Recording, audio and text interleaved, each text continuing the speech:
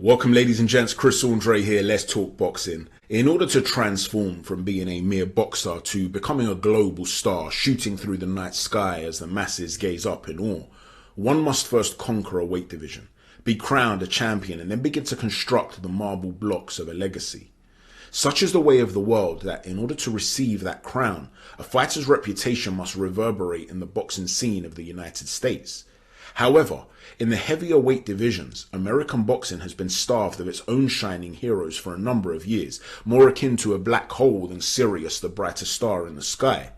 There have been flashes of hope with the Bronze Bomber roaming menacingly like Medusa in the heavyweight division for close to a decade, frantically expunging any man that dared face him in the squared circle.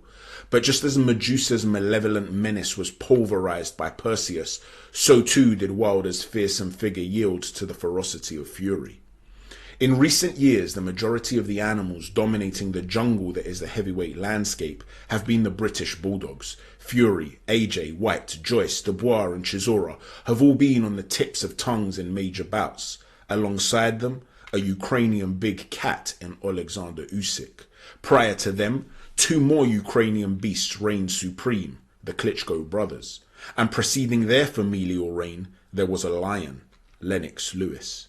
Whether British, Canadian, Jamaican or a hybrid, he certainly wasn't an American. Before Usyk stepped up to run an assault on the heavyweight scene, he had also conquered the bad lands of the cruiserweight division. The vicious monsters that marauded at the time were also predominantly European. Gassiev, Briedis, Bellew, Huck and Glavatsky, all victims of the Cossack. Even with that group of beasts moving on to pastures new, there is still no American power at cruiserweight. And once again, one would have to cross the Atlantic and go even further afield to find the new terrors of the cruiserweight realm. Billum Smith, Gulamarian, Opataya, Okoli, Briedis, Riakpo, even Badu Jack is Swedish and now based in Dubai. At light heavyweight, a talented British contingent sits below a couple of Russian bears in Beterbiev and Bivol, whilst at super middleweight, the undisputed ruler of the land is a Mexican maestro. Prior to that, he battled for supremacy at middleweight against a Kazakh king in Triple G. But whilst Golovkin has aged and the land seems lawless at middleweight, perhaps the man looking most likely to fill the shoes of a sheriff is his compatriot Janibek. It is not until we get down to light middleweight that we begin to see some of the elite fighters of the sport that pledge allegiance to the sounds of the Star-Spangled Banner. From that division, and 3 down to lightweight, the USA represents strongly. But the division where that strength has been a stalwart of preeminence has been welterweight, with 2 names that often find themselves on the pound-for-pound list vying for supremacy, Terence Crawford and Errol Spence. For half a decade, boxing held its breath in anticipation for that bout. So long was the breath holding that even with the aid of oxygen tanks, the public painfully passed out. But after some prodding, probing and resuscitation, we finally got to see Bud and the big fish square off. And it was Moby Dick that was caught in a big old fisherman's net. Gutted, filleted and fried, the man from Omaha feasted on his aquatic Texan rival. Post-fight, his compadre, the ultra-talented Shakur Stevenson, told IFL TV that he believes Terence Crawford could beat Canelo. Perhaps that's just due to the dizzying excitement of the heady heights of seeing his friend gut a big fish in such dramatic fashion. But if Spence is a whale, Canelo is a hydra. Initially, it appeared as though the perfect foil for Crawford was Spence's close ally and friend, Jermell Charlo. It seems the perfect foundation for a mouth-watering clash, undisputed versus undisputed. If Bud was to overcome the twin, he would further solidify his position as the #1 pound-for-pound fighter in the sport. It would be his 4th weight category, and still within the existing sphere of American dominance between lightweight and light middleweight, so they're divisions that the American public are already familiar with and already love. However, Jermell is due to cross swords with Canelo, and if Saul is to emerge victorious, the question arises as to whether Bud would be willing to mix it with the Mexican. After feasting on Spence, Terence was asked what his ceiling was. He initially chose to temper expectations by proclaiming, "I would say 154. Those boys get big up there, and I'm not a person that toots his own horn too loudly to be able to say, oh, I could beat the world. I understand that there are weight classes for a reason, and I respect weight classes. I think 154 would be my max." So it seemed as though Bud saw the middleweights and beyond as being too big. comparable giants that should be left to engage in their own bloody conflicts. However, that was the case until he seemingly took a closer look at that ceiling, and maybe now he suspects that it's not made of impenetrable crystal, but rather of breakable glass. He appeared on the Joe Rogan Experience to reverse his initial position. If Canelo is to overcome Charlo, he now states, he would be willing to seek the historical glory of leaping up to 168 to scalp Saul. Canelo's not a big guy, he told Joe. He's 5'8". He's big muscular-wise, but in terms of height, nah. And it's crazy because in past interviews, I was like, Canelo's too big, man. There's weight classes for a reason. But in my mind and in my heart, I don't think anybody is too big. So why the change of direction? Well, Rogan has the most watched podcast channel on YouTube and probably the second best podcast channel on YouTube. After this one, of course. So come on, jabronis. Don't forget to hit that like, subscribe and notifications button. Help the channel grow. But anyway, I digress. Perhaps the popularity of Rogan's podcast presented far too good an opportunity to pass up self-promotion. In other words, let's say for argument's sake, Bud was honest about his ceiling the first time around. He might believe deep down that the artillery that would be brought to bear by the Mexican gunslinger would be far too much to absorb, even for him. But the opportunity to get people talking, now that's just too enticing to pass up. But what better platform to do that, if that is your aim, than on a Joe Rogan podcast? But he has persisted in verbalizing his ambitions. He appeared on the 3 knockdown rule to reiterate his hawkish mindset. His trainer Bomac told Ring IQ TV that he would be happy to fortify Bud with the necessary tools to engage in bloodshed with the Mexican champion.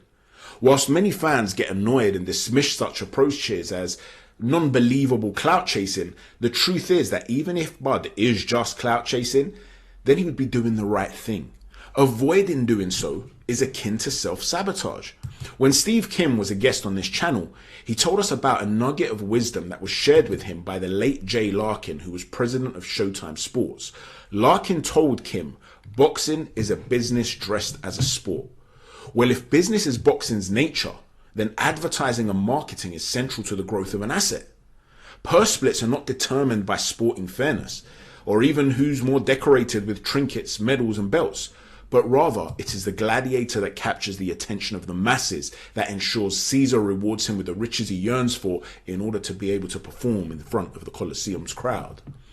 In the past, Crawford accused Arum of not knowing how to promote him, while Arum had accused Bud of not even knowing how to promote himself.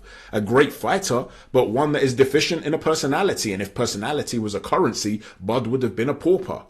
But now things are changing.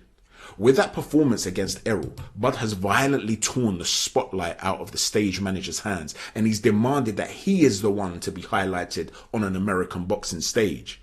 But like any great theatrical piece, the plot matters. A star on a stage is pointless without the drama that oozes from a stunning script. And what a powerful plot it would be if a fighter in his 3rd weight category were to jump up a further 3 to invade the Mexican kingdom of the super middleweight division. But if Bud is genuine about his goals, are they achievable? If boxing was merely a matter of skill, then a flyweight could overthrow a heavyweight.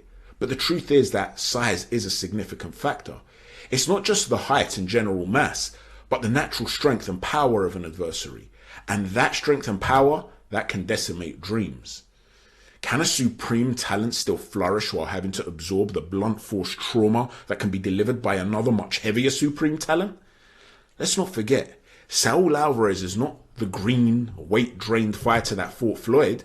Sure, he'd fought 43 times at that point before sharing the ring with Money May, but he had no real amateur experience of note. If he'd fought 33 amateur fights before then stepping up to pro and facing Floyd in his 10th pro fight, for instance, that would have been 43 fights too. Would anyone have made the case that Saul was near his peak already for Floyd? The truth is, for all of Mayweather's wondrous gifts, he himself identifies his greatest as his boxing IQ.